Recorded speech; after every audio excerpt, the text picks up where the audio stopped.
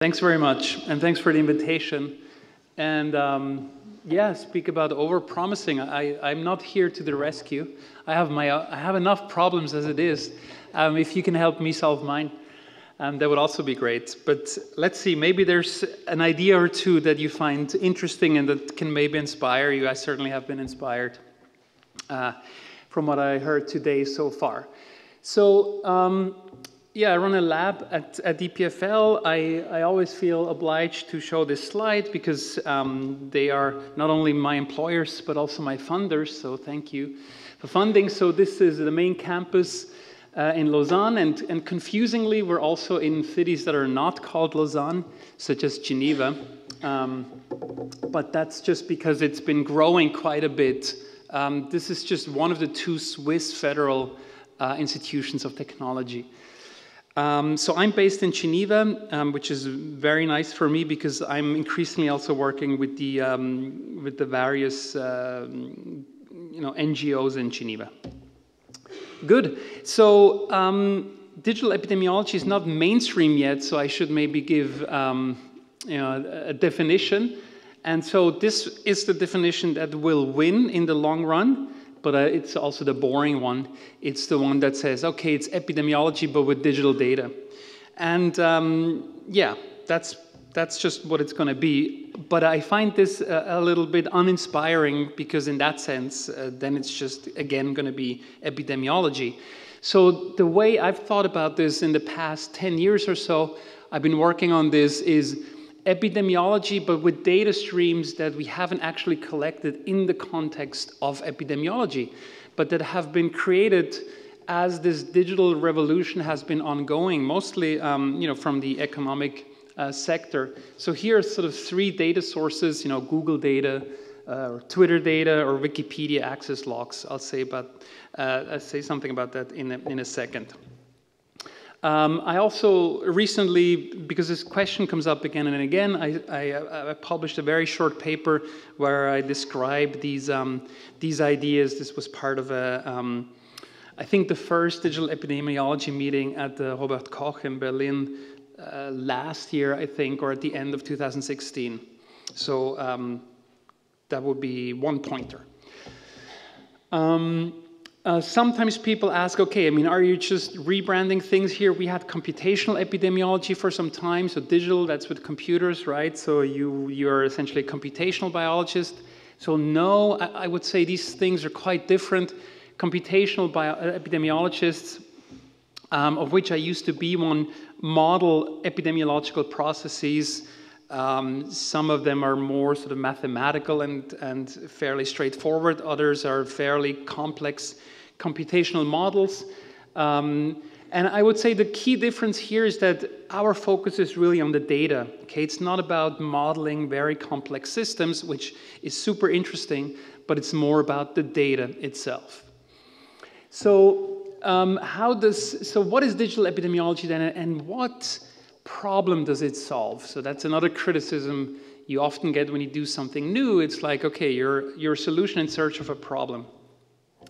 And that's not true, and I want to explain this here with one or two slides. So traditional epidemiology, and this is really here a focus on surveillance, starts with a person or a group of people starting becoming symptomatic for one reason or another, and then going and finding a health expert, whoever that is, depends of course where you work, and then diagnosis is made and the treatment is initiated and so on, and eventually data is passed on to public health authorities such as the CDC, and then if things work well, there is some collaboration between these health authorities and academia, although that's not always the case. So a couple of problems here is that, and I think, certainly the anthropologists in this room can probably relate to that very well, is that, this pipeline is nice in theory, but in practice it often breaks down because there is simply no health expert to speak of, depending on the setting. When there is one, as is the case, for example, in France or in Switzerland or in the US, the data that is transmitted is fairly limited. If you recall last time you went to a doctor, probably you weren't in good shape, which could be one of the main reasons you went. The doctor was probably pretty stressed, as were you. And so, timing issues and all of that, very complicated, when in reality, the data about you and your health is really vastly complex. And I'm just trying to show that here with that big bubble of data that exists about you, and only a fraction of that is being transferred here. And then the last point is that, great, now the doctors and the hospitals have the data, but it's often actually not passed on to the health authorities. Only if it's, mandatory to do that, typically. So now we have moved into this world of, people being extremely connected technologically. There's entire discussions to be had about people being less connected psychologically, but certainly technologically, people are now more connected, using all kinds of mobile devices. We're starting with phones and watches, but we're going into all kinds of devices. In 10 years, if we would meet again, we would kind of laugh about this idea of the phone being the major device. And they share data. They share a lot of data, sometimes not so willingly, sometimes not so consciously, but they do. Here are 4 examples of tweets that express something about health, right? So there's a person that got vaccinated. There's a person that thinks they had the flu. There's a person that says that they took a drug against HIV. So these are all real tweets, by the way. And there's a person that has a scale that tweets, which I always think is a little weird, but exists.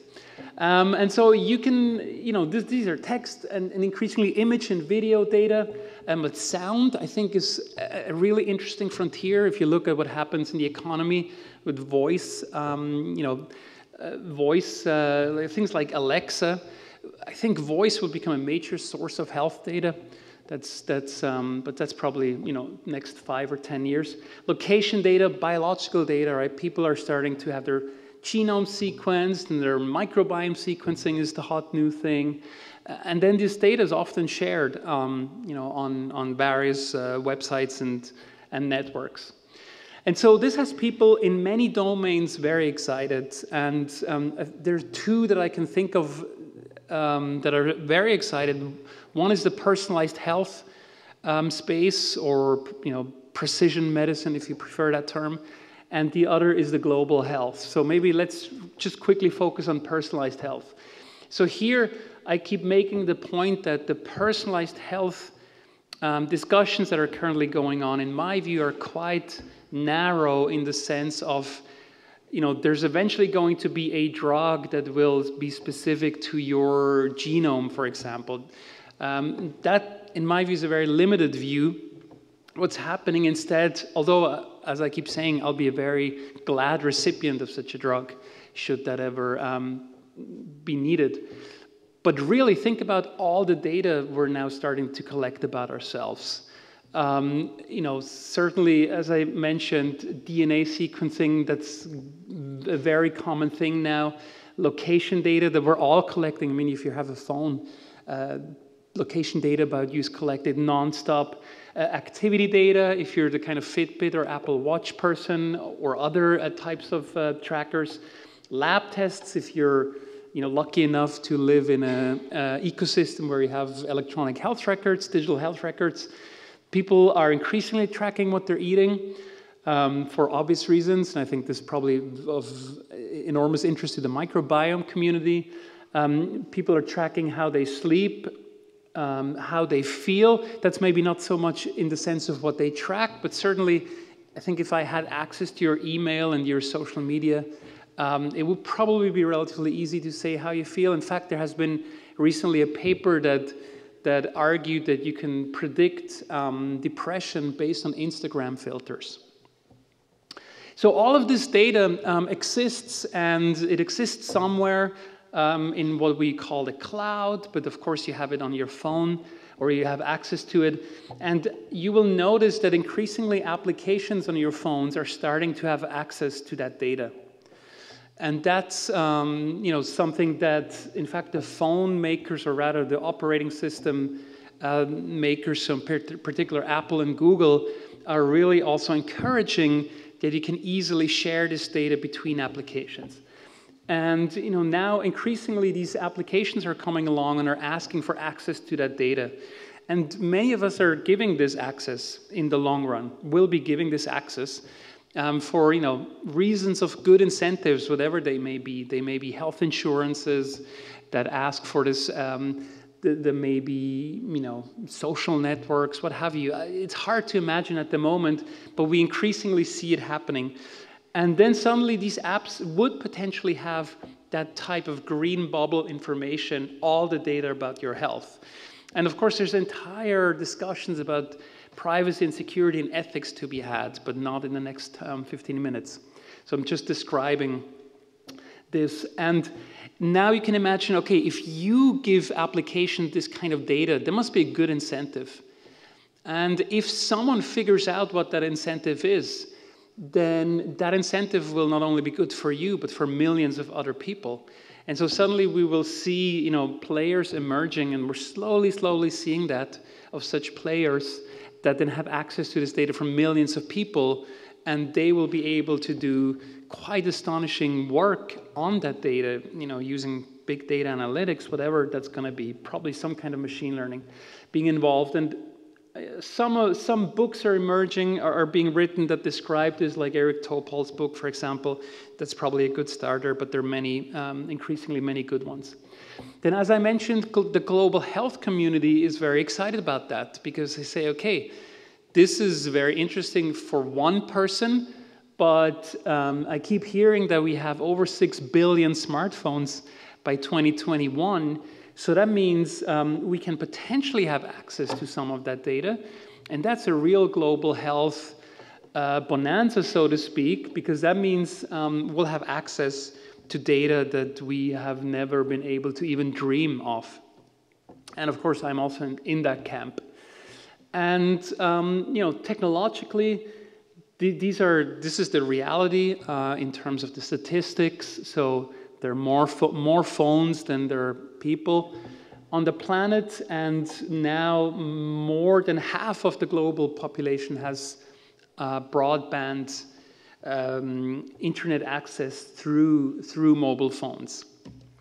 And of course, this is not totally equally distributed. The digital gap does exist, but you can see maybe that it's closing quite rapidly. So in the top left, you see, okay, by and large, everyone has a mobile phone, perhaps with the exception of Africa, where only 80% have mobile phones. And then, mobile broadband, that's still sort of a bigger question there. Africa is currently is sort of approaching 30%. Internet, same thing, but the growth rates are quite astonishing, as I think most people can attest to that travel regularly to these places. Okay, so given that background, so what's now the point of digital epidemiology? So I think there's 3 cases to be made.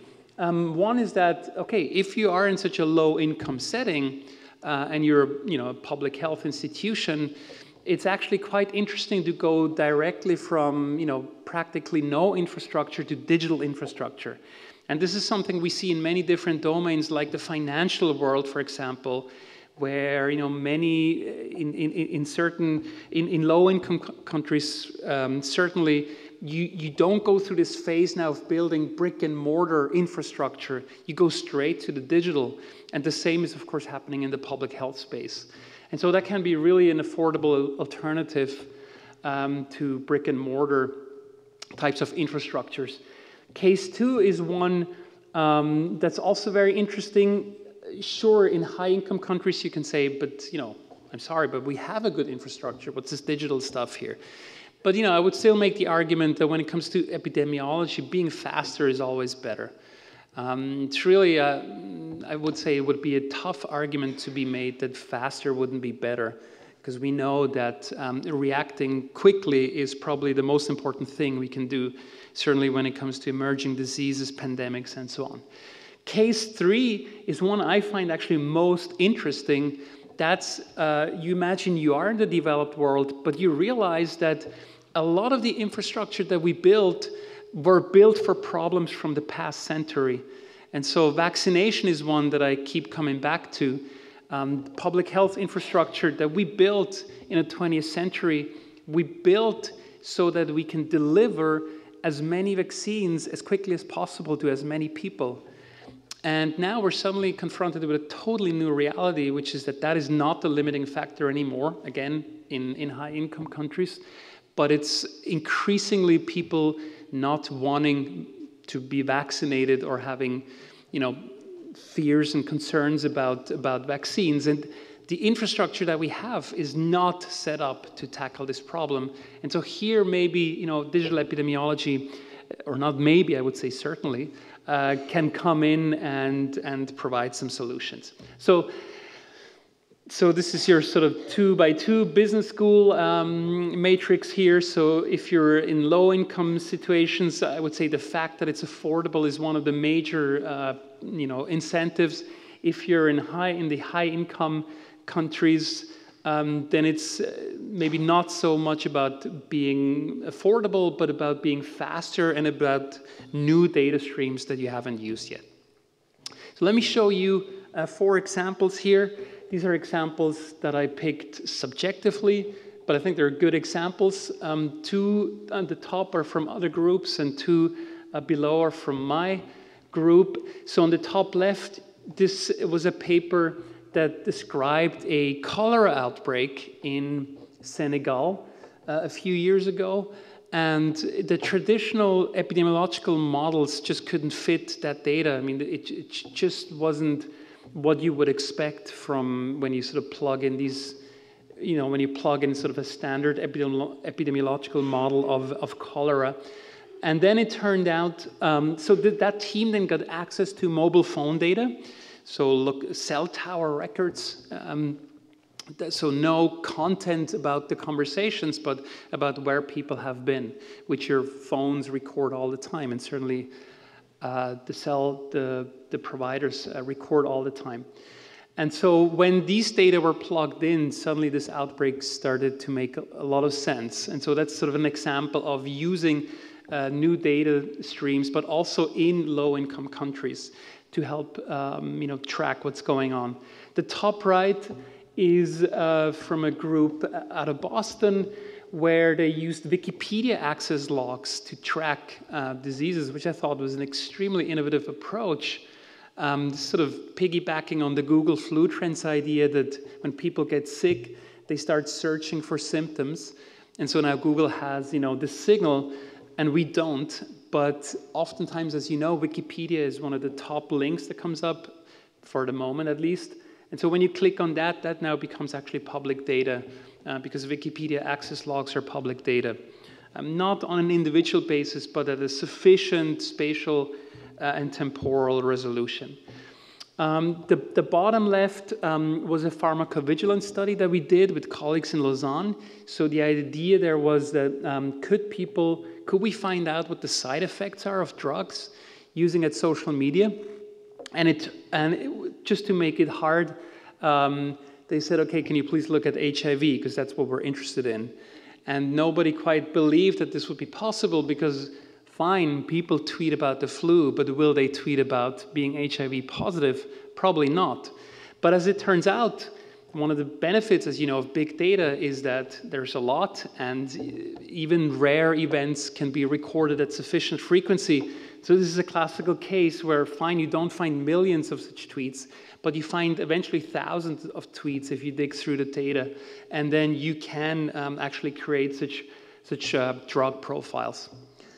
And the last one is about vaccination, which I care about deeply because I think it's one of the major phenomenons, and I don't think this audience needs to be convinced that vaccines are the scientific breakthrough, period, in terms of human lives saved.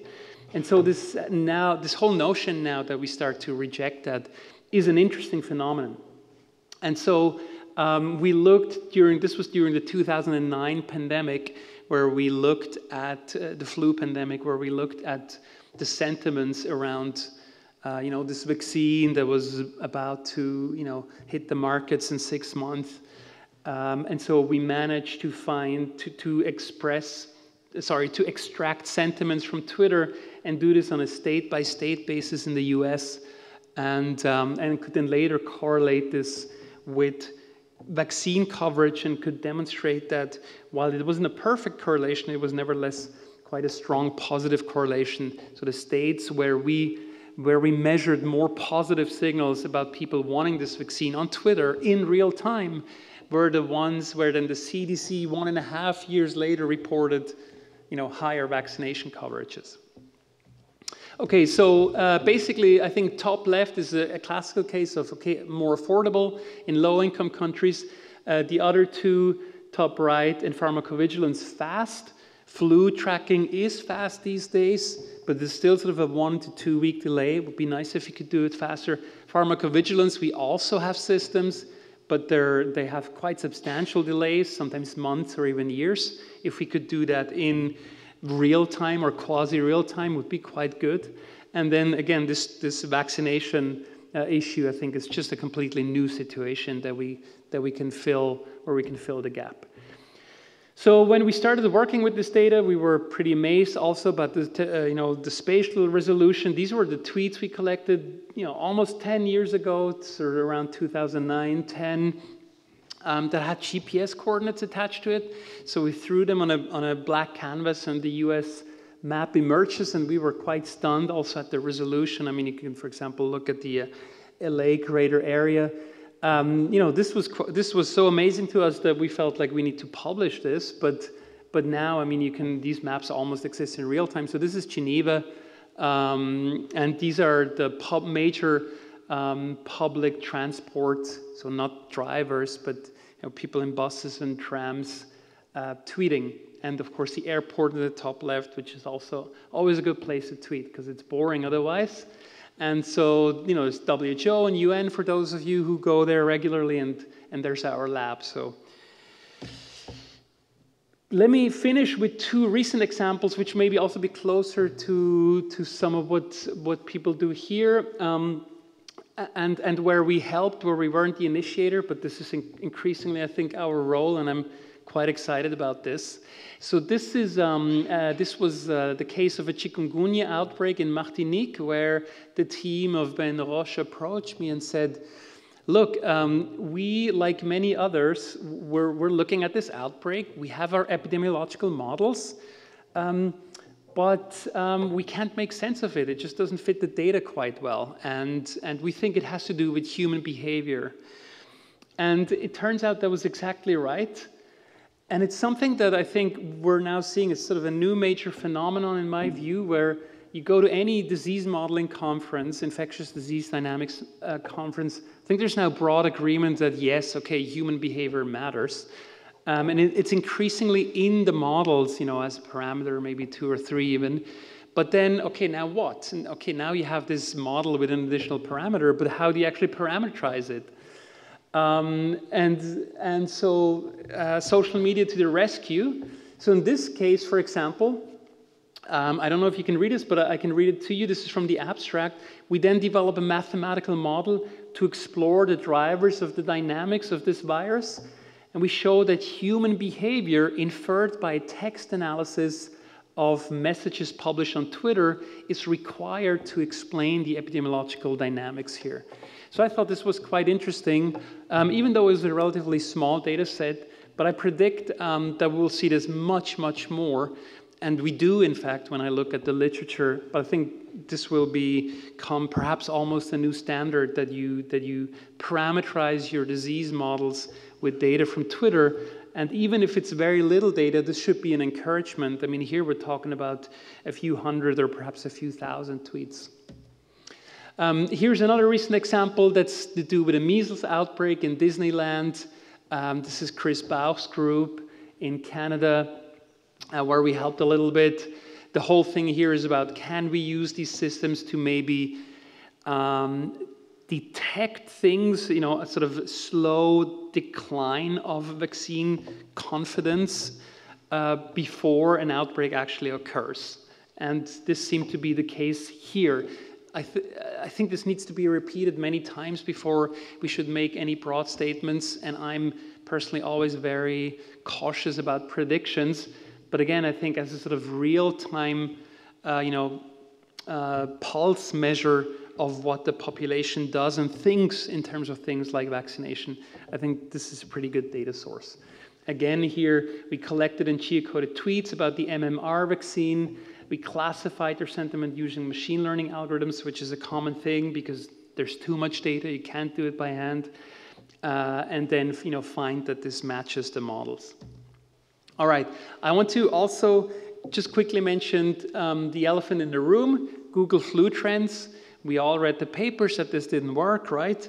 But it's really fascinating. I think when it comes to Google flu trends, a lot of intelligent people seem to lose their minds very quickly.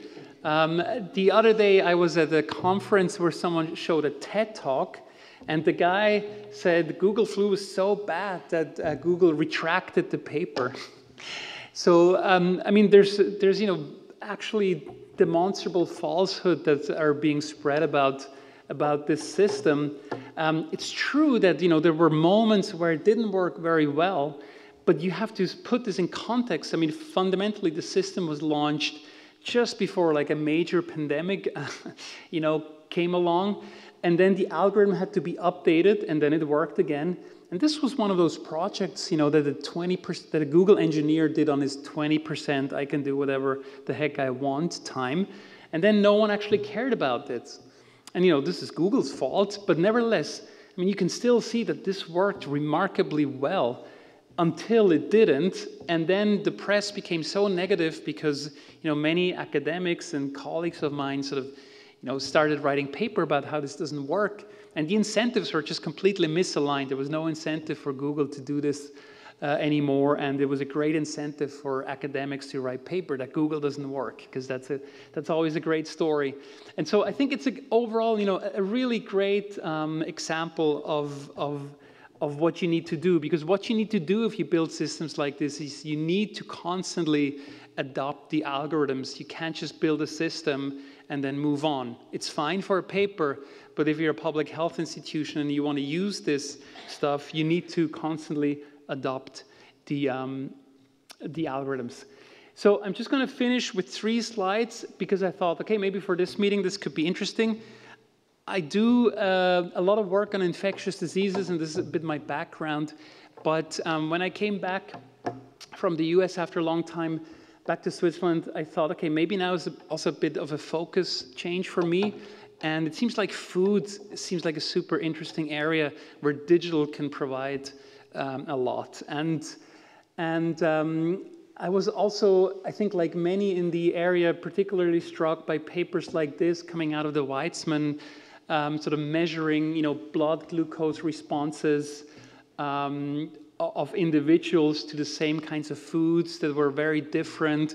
And then it turned out that the microbiome could perhaps be a major predictor of those responses. And so we're now also running a study where, and this is just a very short slide, but it's probably one of the major projects in my lab right now. We've built an app that we haven't published yet, but that allows people to very easily track what they eat through image recognition, a bit like some apps that exist, but this is completely open. And then we're using these Abbott sensors that everyone can buy, where you can track your blood glucose level for about 2 weeks in real time. And then we'll do a very simple microbiome analysis as well, because people will send us their stool samples. So I think what's interesting here is not so much that we go in extreme depth in terms of what can be done medically, but that there is no doctor or hospital involved. All of this is managed completely through a website and an application. So it's this kind of digital cohort that I think we'll see much more in the future. Good, so let me conclude. Digital epidemiology has now definitely, I think, gone past its proof of concept stage. It needs to move into practice. It increasingly is. But what we need much more is a collaboration between academia and public health. I'm a bit concerned still that we see a lot of the public health organizations going to private players that sell them, Twitter analyses for fortunes, and then essentially all you get at the end is some kind of Excel graph. And And I think we can do this in a much more transparent way, the way we do it also in the infectious disease modeling community. It would be completely absurd for, say, something like WHO to go to a private company to do this. We now have very good collaborations with academia. So it can help, digital can help with fast, cheap, or new. Certainly there are challenges around data ethics, data access and ethics and bias. Please don't think that I'm not aware of this. But you know, given 30 minutes, I didn't want to talk about this. Also technical skills, which by the way is one of the reasons we built an online school at EPFL that teaches these kinds of skills that are, in my view, looked down upon from academia, but that we increasingly realize, you know, we shouldn't look down on web application. It's the major sort of technical driver of a lot of these things that we do, and so we probably need to teach them. Certainly, I'm not going to wait until you know, my faculty decides that's what they need to do. So we went ahead and built this school, and so if this is of interest, you know, to you or people you know, please take a look. All right, thanks very much.